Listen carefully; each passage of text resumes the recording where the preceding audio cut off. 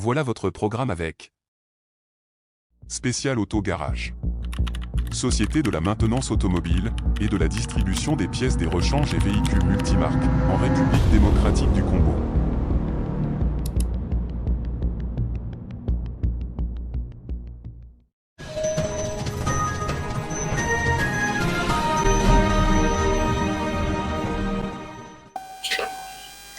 Bienvenue, bonjour pour tous qui nous suivent au niveau de Bujimaï, Kinshasa, Libreville, avec la chaîne InfoSag. Et face à face d'aujourd'hui, c'est ce qui se passe dans l'Assemblée nationale congolaise. Les trois figures. Premier mandat, président Tshisekedi, tous les trois ont assigné des responsabilités. Qu'est-ce qui va déterminer aujourd'hui entre le président Rousseau, le président Bayati, le président Vital Kamerhe, tous sont président de l'information politique, il faut un bureau définitif à l'Assemblée nationale, et puis le gouvernement. Nous avons depuis le 1er avril de cette année un premier ministre qui est connu, mais sans la suite, sans les ministres. Et au maître, c'est un avocat de l'IDPS, il va essayer de l'écrire aujourd'hui. Les députés vont faire le choix. Comment? Parce qu'il y a trois personnalités. Bonjour, maître Thomas. Bonjour. Bienvenue dans ces face-à-face d'aujourd'hui. Bonjour l'entrepreneur Mathieu, ravi d'avoir eu l'invitation d'aujourd'hui pour échanger avec nos frères congolais sur la situation réelle du pays. Et à tout seigneur, tout honneur, je salue la diplomatie intelligente, gagnante et active de son Excellence Félix Antoine Tshisekedi Tshilombo. Et aujourd'hui, nous voyons les balais diplomatiques, plusieurs envoyés spéciaux des pays de l'Europe, des Occidents, envoient leur personnalité politique ici, et venir voir, surtout sur la situation des moratoires, c'est ça ce qui enflamme les toits, ce qui bouge le monde. Et quand ces moratoires-là n'étaient pas levés, on ne voyait pas les gens parler des droits de l'homme, de ceci, de cela. Mais le moratoire est en train de surmonter l'obstacle de l'Occident, parce que c'est l'Occident qui soutient l'M23, qui soutient Paul Kagame, qui est derrière le pillage de nos ressources et le génocide oublié qui a été dénoncé par sa sainteté, le souverain pontife. Et aujourd'hui même, on est une grande journée mondiale sur les pommes de l'acteur. Mais on ne peut pas festoyer cette journée parce que notre pays est occupé. Nos frères, nos sœurs, nos mamans sont en train d'être tués, pillés et violés à l'Est. Et pour nous, c'est une journée de colère, de réflexion. Nous pensons, quand est-ce que l'aventure va prendre fin? Bienvenue à Kinshasa. Nous avons un régime qu'on appelle semi-présidentiel. Aujourd'hui, depuis le mois de janvier, le président Tshisekedi, excusez-moi l'axis, a prêté serment. Mais le mois d'avril, le 1er avril, il y a un premier ministre. Aujourd'hui, la bataille politique s'est faite au niveau de l'Assemblée nationale, trois figures qui se déterminent vers le perchoir, tous sont des lieux sacrés. Pourquoi l'Union sacrée n'a pas fait un seul candidat au niveau des perchoirs de l'Assemblée nationale? Pourquoi aujourd'hui on voit trois personnalités, l'autre était président du Sénat, l'autre président de l'Assemblée nationale, et une troisième personnalité qui a déjà dirigé l'Assemblée nationale chez Vital Kamerhe, et puis directeur de cabinet au début de mandat de président Tshisekedi, premier vice, donc vice-premier ministre en charge de l'économie nationale. Vous, en tant que l'IDPS, vous avez déjà eu la part du gâteau, parce que les Congolais l'ont dit gâteau. Déjà, il y a un premier ministre ici de l'IDPS. Alors, pourquoi il n'y a pas un ticket? Pourquoi il n'y a pas un seul nom pour le perchoir? Parce que tous sont des lieux sacrés. Oui, monsieur le journaliste, avant toute chose, je peux te dire que c'est ça la beauté de la démocratie. Et son Excellence Félix Antoine Tshisekedi Tshilombo prône l'état des droits et la liberté d'expression. Et c'est aujourd'hui que le peuple commence à voir clair, à reconnaître que la gestion de l'IDPS, il y a ce qu'on appelle la liberté d'expression, la démocratie, les droits de l'homme et ce qu'on sort, c'est sur cette gestion. Différemment avec la gestion de sénateur Avi Joseph Kabila Kabange, là il y avait que la dictature, il n'y avait pas les débats dans les 18 ans. Et quand lui donnait l'ordre, l'ordre arrivait soit auprès de son directeur de cabinet qui était Les noms encore, c'est qui les noms arrivent. Néhémie, Moulania. Si ce n'était pas Néhémie, c'était coup sur coup. Si ce n'était pas coup sur coup, c'était notre frère ici, Raymond Chibanda, qui avait signé les accords qui avaient hypothéqué le pays. Et vous, des majorités présidentielles, soit fait cesser, vous venez prendre seulement des instructions. Vous n'avez pas le temps de donner votre point de vue, soit dire soit un non, soit un oui quelque part. Mais aujourd'hui, nous voyons dans l'Union sacrée qui est la vision de son Excellence Félix-Antoine Tshisekedi-Tshilombo. Chacun donne son point de vue, il y a des divergences, il y a la convergence, et c'est ça la beauté de la démocratie. Et nous laissons d'abord le temps à tout le monde de s'exprimer librement auprès de la population, soit auprès des députés. Et nous allons voir que chacun de ces trois-là, noms que tu viens de citer, qui nous amène son cahier de charges. Parce qu'on avait vu une fois le pacificateur Kamere diriger l'Assemblée nationale. Mais à l'époque de Kamere, qu'est-ce qu'on avait vu du mal? Il y avait un député qui avait soulevé l'émotion pour dire que nous devons revoir les soldes des militaires et des policiers. Ça n'a jamais été traité. Et ce dossier-là... Le président Kamere a démissionné au Pérchoir parce qu'il a voulu défendre ce qu'il a toujours prôné, l'avancement du territoire congolais. Et aujourd'hui, vous dites qu'il y avait aussi des... Mais vous êtes venu au sacré.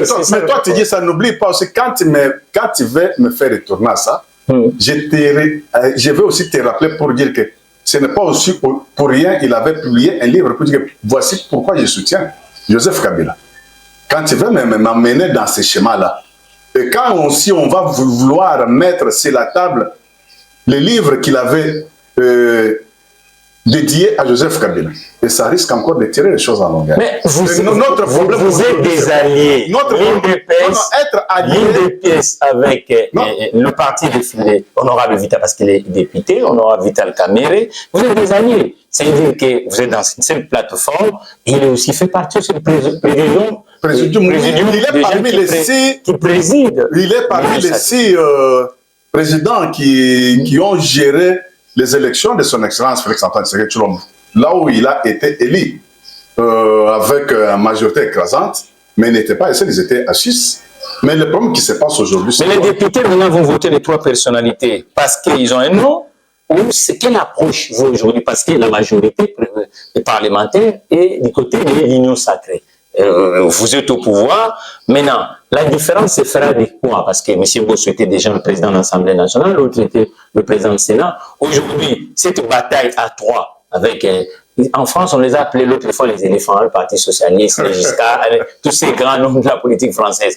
Maintenant, aujourd'hui, en République démocratique, revenons à Kinshasa. Comment ça va? Qu'est-ce qui va faire la différence entre Bosso et Kamere et puis Baya Chilukwebo? Non, ce qui pourra mettre des solutions, soit à partager les trois là, c'est le cahier de charges de chacun. Que chacun vient avec son projet. Donc les honorables députés, parce que c'est eux qui vont voter, donc ils vont regarder par rapport à chaque cahier de charges de chaque personne qui veut postuler, prendre la place des personnes. Mais est-ce que vous savez, Maître Thomas, la première législation où tous ils étaient en responsabilité, l'Assemblée nationale congolaise, il y a eu beaucoup de choses qui sont sorties à l'Assemblée nationale. Le problème des rémunérations des représentants du peuple, vous avez il y a eu le problème aussi des véhicules.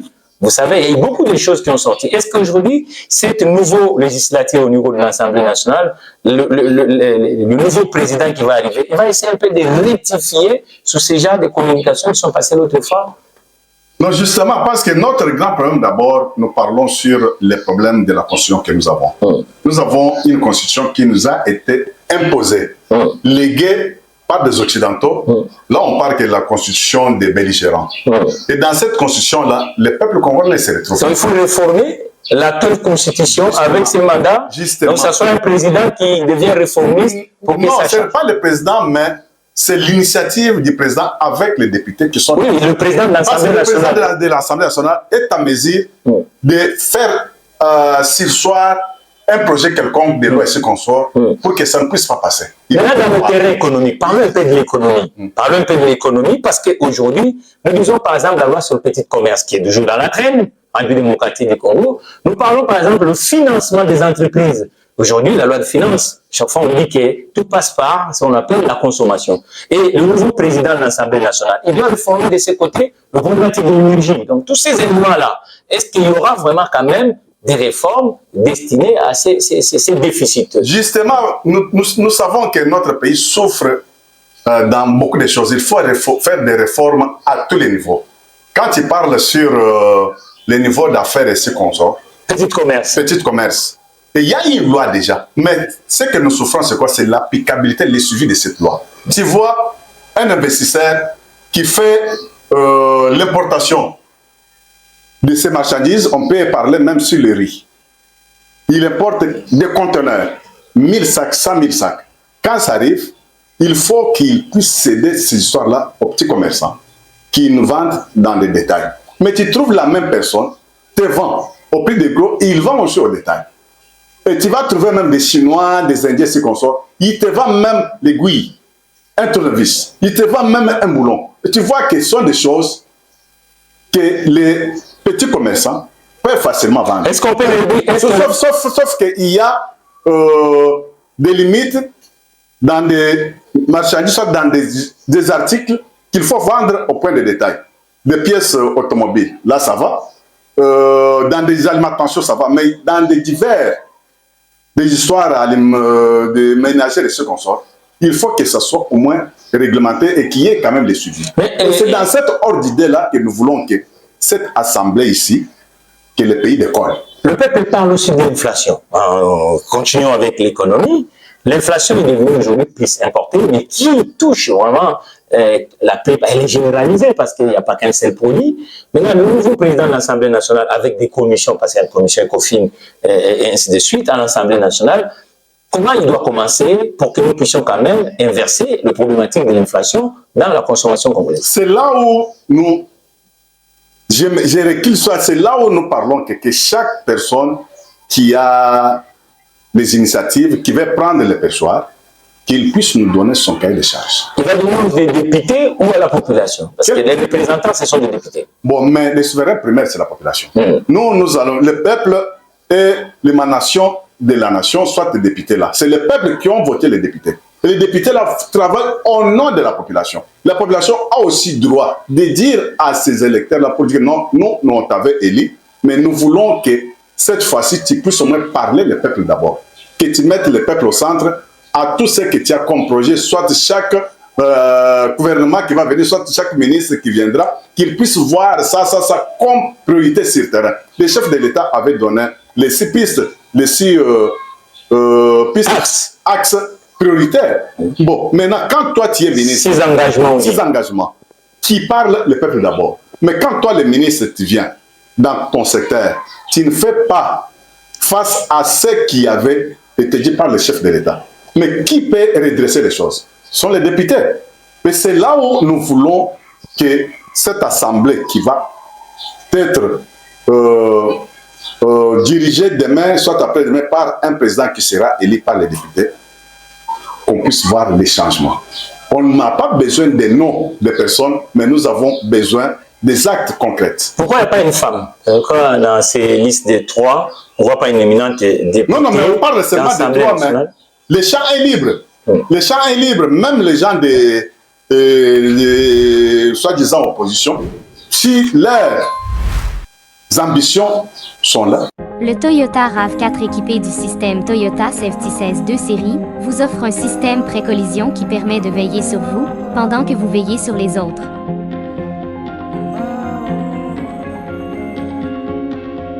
Actuellement, équipez-vous Toyota RAV4 chez Spécial Auto Garage.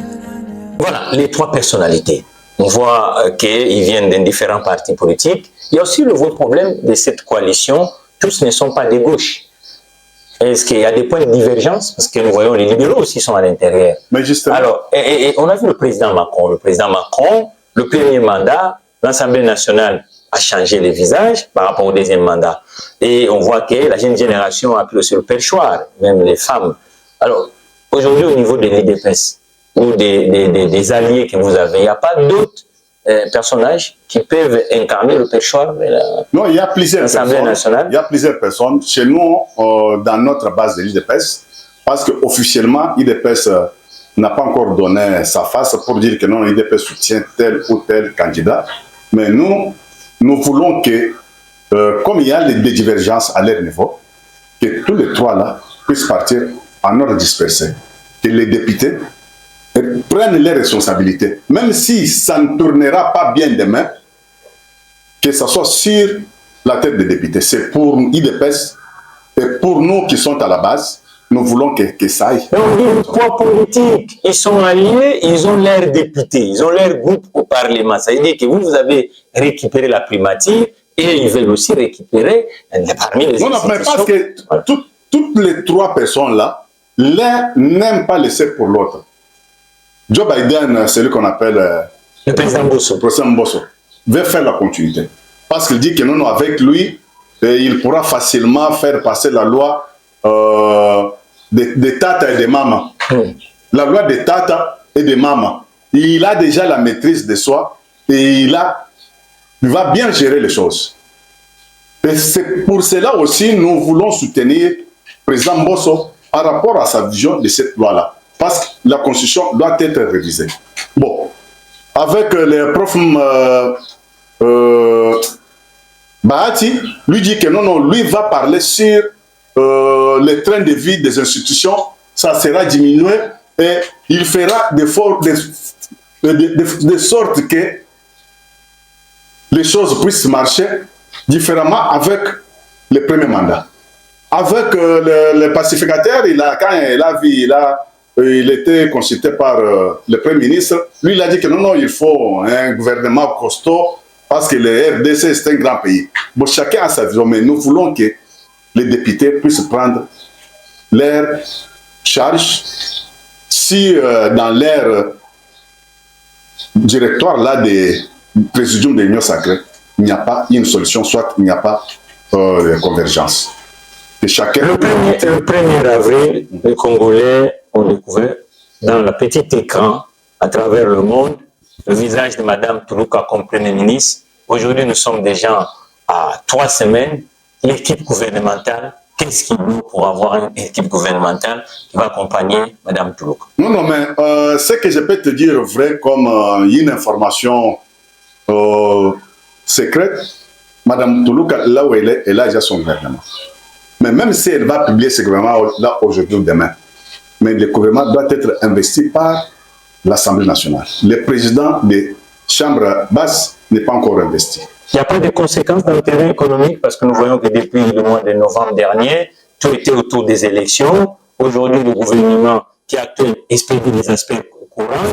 Sans un gouvernement sur place, voyez-vous pas que la situation économique devient de plus en plus déficitaire, non? Oui, non, mais il y a quand même des personnes qui font les affaires courantes. Mais nous attendons que ce qui nous bloque aujourd'hui, c'est ça ce que nous attendons, qu'on puisse au moins avoir une personne qui va prendre le poids de l'Union sacrée à la tête de l'Assemblée nationale. Comme ils vont se rencontrer aujourd'hui, au moment où nous parlons, je pense qu'ils sont déjà autour d'une même table, en train de voir qui des trois là va prendre les relèves. Est-ce que parmi les réformes de cette législature, vous allez demander que le nombre de députés soit revu en baisse, au lieu que ça soit toujours, nous continuons avec 500?